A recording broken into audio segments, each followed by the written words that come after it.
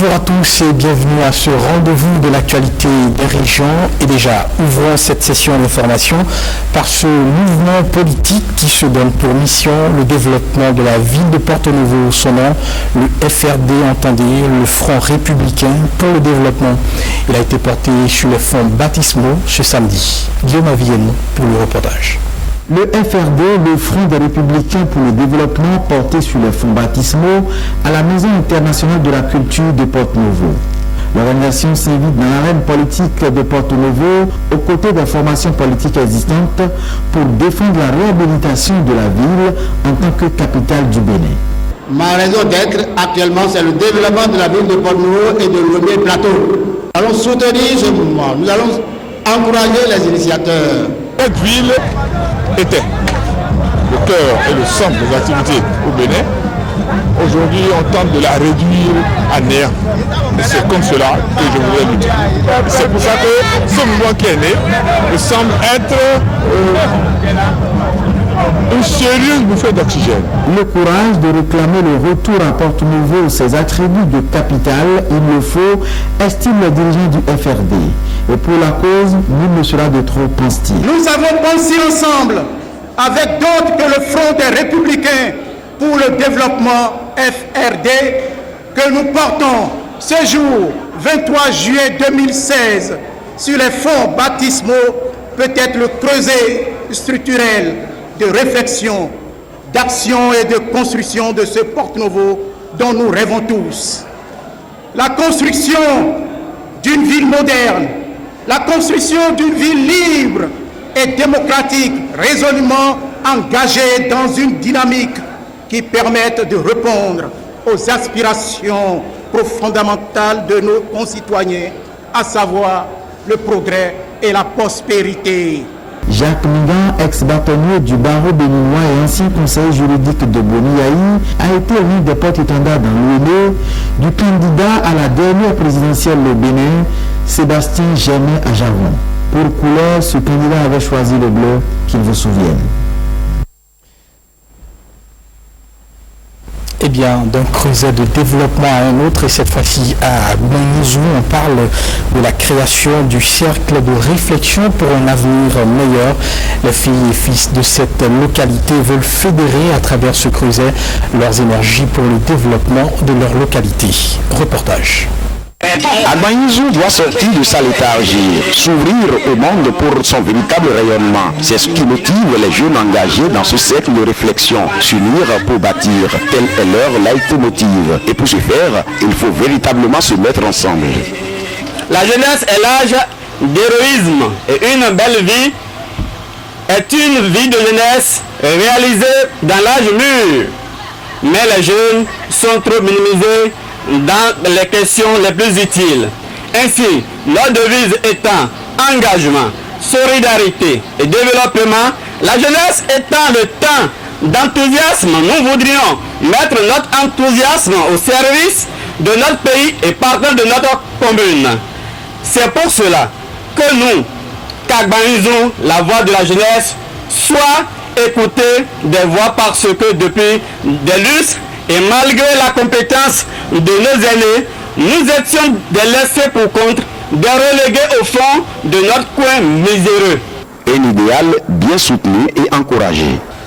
Nous devons, ensemble, ces jeunes, la main dans la main, tirer profit de ce mandat unique sur fond de réformes constitutionnelles et de relance économique de notre pays par le chef de l'État, son Excellence, M. Patrice Talon, pour mettre la commune d'Agbanizou sur l'orbite du développement. Nous vous demandons d'agir, comme l'a dit José Marti. La meilleure façon de dire, c'est de faire. Nous vous promettons l'accompagnement contre vents et marées, le CREJAM, et nous allons de temps en temps évaluer ces activités pour que ces nobles objectifs soient efficacement atteints. Le développement à la base et nos communes se porteraient mieux. On reste dans le zoom et on parle finance cette fois-ci avec le consortium Alafia en partenariat avec le projet d'appui à la promotion des services financiers ruraux adaptés qui a organisé depuis ce vendredi à Boïcon un atelier de formation des SFD, entendez, système financier décentralisé. Les débats convergent tous vers le thème de cet atelier, analyse des données de SFD, des données sur la finance rurale. Gilles Dansou, Ernest Titegou. Sensibiliser les SFD, systèmes financiers décentralisés, au concept d'analyse et évaluation des performances financières à travers des indicateurs clés et leur faire comprendre pourquoi et comment une analyse de performance peut être un outil bénéfique au SFD, c'est l'objectif principal de cet atelier de Boïcon. Nous organisons cet atelier sur le financement du PAPSFRA avec les institutions de microfinance du Bénin, appelées systèmes financiers décentralisés, pour faire l'analyse des données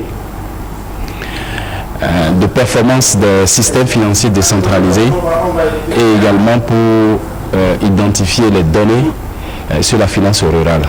Des concepts qui visent à rendre plus opérationnels les SFD, le tout converge vers la lutte contre la pauvreté. Ne serait-ce que pour permettre aux institutions de microfinance d'apprendre encore suffisamment sur ce que c'est que l'analyse financière. Et au cours de cet atelier, nous avons essentiellement vérifié la fiabilité des données que ces institutions ont déjà produites à l'association professionnelle. Nous avons également montré la plateforme de mesure des performances des systèmes financiers décentralisés aux participants. Et nous les avons accompagnés à savoir utiliser cette plateforme pour faire l'analyse de leurs performances. Nous avions également, avec ces participants, travaillé pour retenir pour le moment les indicateurs qui peuvent servir à apprécier la performance des systèmes financiers décentralisés dans le financement de l'agriculture. Entre autres buts visés, on peut noter la sensibilisation des participants à l'importance du suivi du rendement comme outil dans leur processus de gestion quotidienne, de prise de décision et de planification des activités. Le nouveau président de l'ANAPRAMETRAB, entendez, l'Association nationale des praticiens de la médecine traditionnelle au Bénin, est connu. Son nom, Basile Badjito. Il a été élu au cours d'une assemblée générale qui a regroupé les acteurs des différents départements du Bénin. C'était ce samedi à Parakou. On fait le point avec Roland Swaoudzi et Judikaël Ayena. Ces praticiens de la médecine traditionnelle béninoise sont décidés à donner un nouvel envol à leur corporation. Suite à une concertation et un vote à main levée, 21 nouveaux membres sont élus avec à leur tête Basile Badjito. Après consensus, voilà le bureau qui se présente comme suit. Le président, Badjito Basile. Le vice-président, Tobo Aboudou Haman. Le secrétaire administratif, Johnson Kene Net. Il s'agit d'un bureau transitoire et les membres sont tous prêts pour une rupture et un nouveau départ de la pharmacopée béninoise. L'ANAPRAMETRAB ne doit pas être perçue comme une association à caractère politique, ont-ils martelé. Leur credo est de dynamiser la médecine traditionnelle et restaurer le partenariat installé et conscient des enjeux. Nous devons travailler pour donner la confiance aux praticiens et mettre tout le monde ensemble. Il n'y aura plus de méchanceté. Nous devons promouvoir la médecine et nous devons discuter même avec le gouvernement en place pour trouver quelle formule nous allons mettre en place pour que les gens puissent faire connaître leurs produits par publicité. À retenir que 10 départements du Bénin préparent à cette assemblée générale. On reste à Parakou, difficile pour les populations de Nina, c'est dans le 2e arrondissement de Parakou. Eh bien, difficile pour ces populations-là de disposer actuellement de l'eau potable. Les populations éprouvent d'énormes difficultés à s'approvisionner en eau de la SONEB. C'est du moins le constat fait par une équipe de reportage conduite ici par Michel Bagou. Bienvenue puis au quartier Nimasokuno, où l'accès à l'eau potable demeure un chemin de croix. Plus de 8 mois déjà que l'eau a cessé de couler dans les 2 points d'adduction d'eau de ce quartier en pleine expansion. Raison évoquée, des pannes restées sans solution. Nous sommes dans le 2e arrondissement de Parakou. C'est les 2 pompes là qui nous sauvent dans ce quartier. À part ces 2 pompes, vraiment, ça ne va pas du tout. Nous faisons le déplacement pour un autre quartier pour aller chercher de l'eau. Alors que dans la vie, la première des choses, c'est l'eau qui est nécessaire.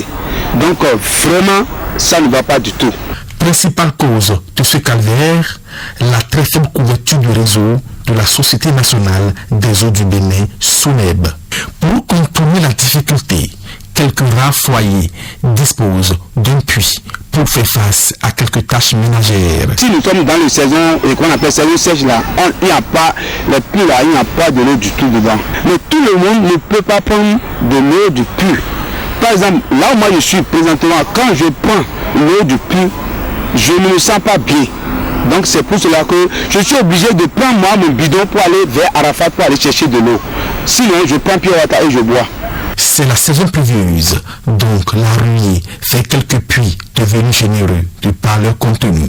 Question: à quand la réparation des 2 fontaines en attendant l'extension du réseau de la SONEB? De la grosse interrogation au demeure. On parle éducation à présent, école de la solidarité. C'est le nom d'une ONG engagée dans la scolarisation de tous les enfants, surtout celles des filles, à Tchoukoupévi, c'est dans la commune d'Akromisrété. L'organisation non gouvernementale a organisé une séance de sensibilisation sur le sujet au profit des parents d'élèves de la localité. C'est la fin de semaine écoulée. À l'occasion, la localité de Tchoukoupévi a reçu 2 modules de salle de classe d'une valeur de 65 millions de francs. On fait le point. Sur l'aide de sport du complexe scolaire public de Tchoukoupévi dans la commune d'Akromisrété, face à leurs parents, des écoliers interrogent. Est-ce que la pauvreté peut justifier qu'un parent refuse d'envoyer son enfant à l'école? En fait, l'exercice est une initiative de l'organisation non gouvernementale École de la solidarité. L'institution financée par plusieurs ONG allemandes œuvre pour l'instruction dans les milieux défavorisés. Le choix de Tchoukoupévi se justifie. J'ai sensibilisé, j'ai fait tout, j'ai demandé des cours de rattrapage, tout. Moi, il arrive des moments où je viens, les élèves me disent jamais, eux, ils sont allés au champ, ils sont allés pour les cérémonies, ils veulent aller dans la brousse pour chercher de l'argent. Nous avons initié cette communication pour motiver les parents à envoyer massivement les enfants, surtout les enfants filles, à l'école. Parce que les enfants n'ont pas choisi le sexe. Et n'ayant pas choisi le sexe, ils ont le droit à la scolarisation comme tout enfant. Donc ils doivent avoir une égalité de chance en matière d'éducation. Soutenir l'instruction du grand nombre, surtout celle des filles à Tchoukoupévi, afin de prévenir le déficit de salles de classe au cas où le nombre de volontaires serait au-dessus des capacités de l'établissement. Ces 2 modules de 3 classes, magasins et bureaux incorporés en cours de construction ont été prévus par l'ONG. Ils devraient être équipés et prêts à accueillir les apprenants dès la rentrée des classes prochaines.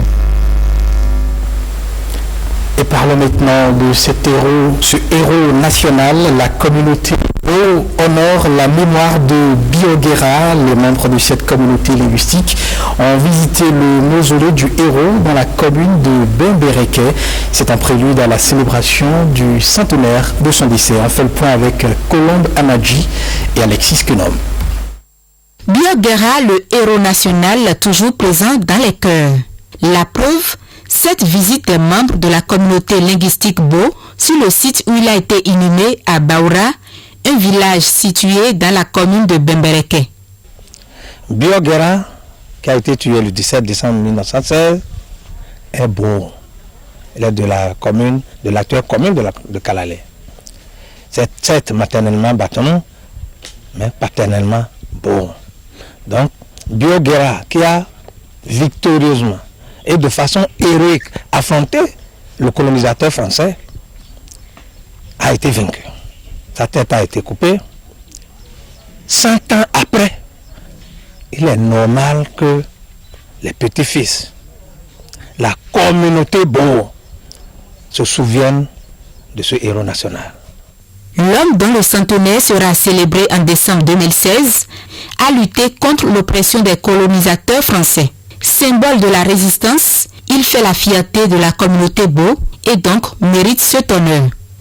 Ce que nous devons retenir, au-delà de tout ce qui a caractère mythique et qui constitue la nature du combat qu'il a livré contre l'envahisseur, contre le colonisateur, c'est une valeur. C'est une valeur à laquelle nous avons besoin, nous avons le devoir de nous référer pour refaire notre fierté et pour poursuivre le combat contre la colonisation. Sur le visage de l'arrière-petit-fils du disparu, c'est la joie au thème de ce recueillement.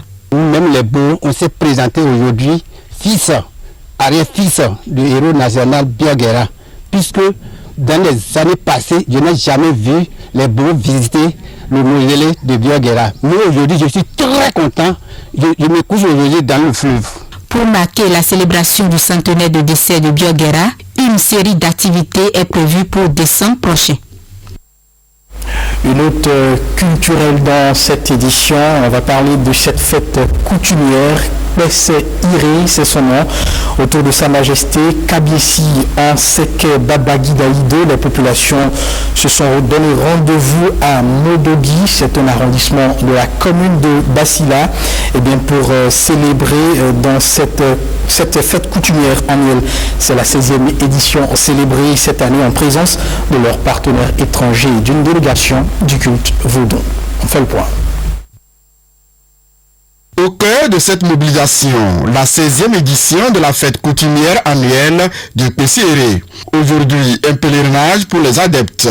La ferveur monte dès la sortie de Sa Majesté Anseke Babagidaï II. Il donne ainsi bénédiction au village. Une fois à la place royale, des sacrifices aux différentes divinités. Je me réjouis de cette bonne mobilisation qui honore à l'esprit. Les couleurs de notre paysage culturel et artistique. Et je vous sais gré de vos efforts à élargir davantage le spectre d'action de ces manifestations annuelles. Nous avons eu, voilà 5 ans de cela, la géniale idée de réunir toutes nos activités en une ONG. Des tableaux pour montrer le caractère culturel et culturel de Pesse Iré, mais aussi la richesse de la culture béninoise. Ceci sous le regard admiratif des populations et des partenaires étrangers. C'est un ravissement de constater que vous faites vivre votre culture, votre religion, si proche de la nôtre. Oui, si proche de la nôtre, car votre religion, c'est le début, c'est l'origine. Aujourd'hui, nous ne les voyons pas, mais ils sont là, parmi nous, pour fêter Pesse Iré. Ils nous entendent, ils disent que vous devez retrouver vos racines, parce que l'Afrique est l'avenir de l'humanité. Il est assez représentatif, il est assez écouté, il est assez sage. Et c'est pour ça que je pense que les gens comme ça, il faut les encourager. Et ça permet également de renforcer le développement culturel chez nous, ce qui a tendance à disparaître. Pesse Iré, c'est tout simplement un culte annuel rendu à Orisha, déesse de la mer, en raison de ses bienfaits. C'est aussi un rendez-vous pour valoriser les danses et rythmes du terroir.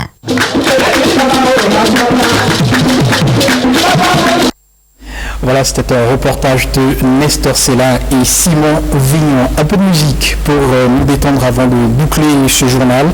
Il met son 7e album sur le marché de la musique béninoise. Lui, c'est l'artiste de la musique traditionnelle Bernardin Mbozunku, alias Babadaro. L'album de 5 titres a été lancé en fin de semaine, écoulé à la Maison internationale de la culture à Porto-Novo. Guillaume Avienou, Brissombo. Le titre phare du dernier des albums de l'icône de la musique traditionnelle de l'ère culturelle Wenu, Bernardin Mbozunku, alias Babadaro, chanté en playback devant un parterre d'invités, de proches et de curieux. Cet album, le 7e, signe le grand retour de l'artiste devant le public avec 5 titres. Nous fouillons le thème de l'album et premier titre de celui-ci dénonce les vicissitudes de la vie. Le morceau est chanté en goubé. Plusieurs autres titres de l'album font référence aux réalités socio-anthropologiques de l'ère culturelle bénin. Le dernier morceau de l'album rend un hommage à la langue toli, peu connue mais très parlée dans le nez. Otolivi unhanyosi, onfe ya na mini do jekpo, na mini do do toli gbego, meti tepo eni go pátápátá, nyon fo ogbe me danda olongbo, be manyo me de na lole, eyo utu nyon do dan wa te rondo, do ayo ma wa me be nyon la ke alona. Nous foulons iwa kwerepon amogigo no mauna jalado. Le titre Tolivi Moi il faut donner ici pourrait être l'une de ralliement de la communauté Toli du département le mois prochain à Avrancourt. C'est dans cette commune que les Tolini vont célébrer l'édition de 2016 de leur retrouvaille annuelle. Voilà, ce sera tout pour ce journal. Merci de votre très aimable attention. Excellent après-midi à vous.